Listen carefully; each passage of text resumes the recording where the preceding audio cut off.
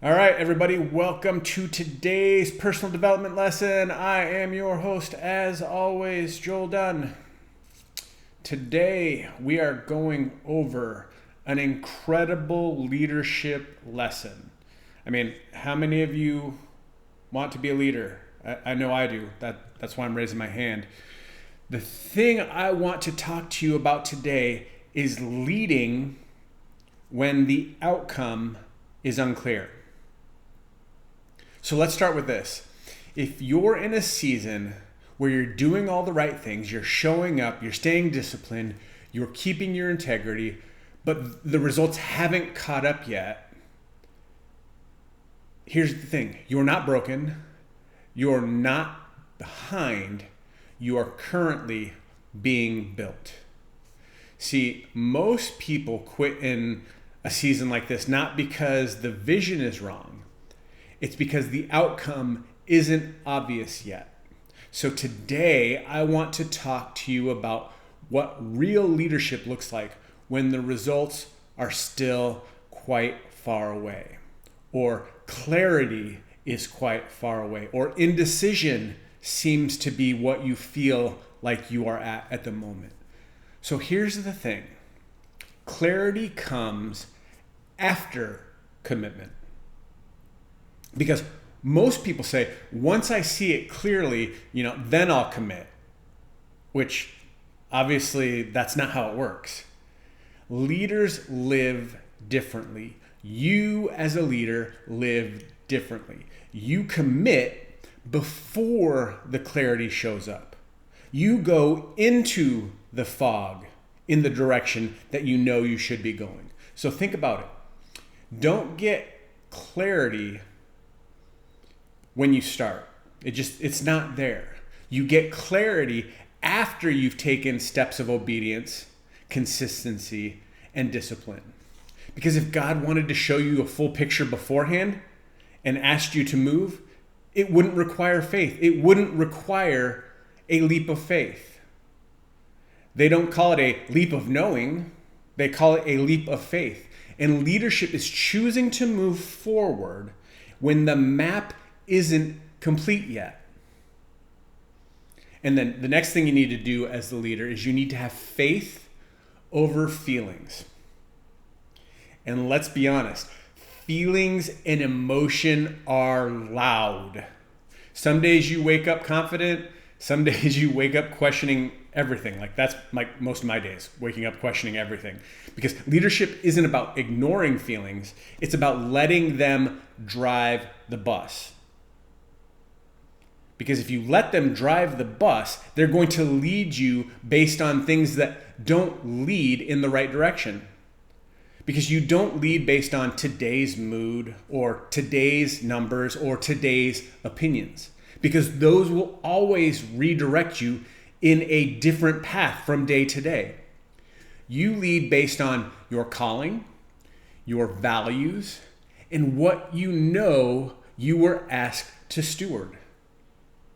Because faith says, I'm going to stay ready even when my emotions fluctuate. That's why discipline is important. That's why habits are important. Because those don't tend to fluctuate like your emotions do. Next, you have to understand that consistency is the proof of belief. Because anyone can be confident when results are loud. When the checks are big, when the recognition is flowing, when everyone's clapping, that's the thing.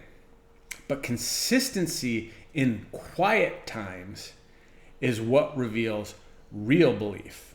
Because consistency says, I believe when no one's watching. I believe even when it's boring. I believe even when it's slower than I hoped. If you really believe in something, you don't need daily validation to stay in motion because you know that the long term is what you are running for. Now, here's the next important thing for you as the leader to understand. Your team borrows your confidence. Let me say that again. Your team borrows your confidence. One more time with a different one. Your team borrows your confidence. Here's something that every leader needs to understand. Your team doesn't just hear your words, they feel your state. If you're frantic, they're anxious. If you're reactive, they're unstable. If you're calm and grounded, they feel safe, secure, and stable. Because leadership in uncertain season is about emotional steadiness.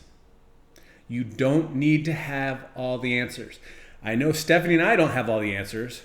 I know most of you think we do, but unfortunately we don't.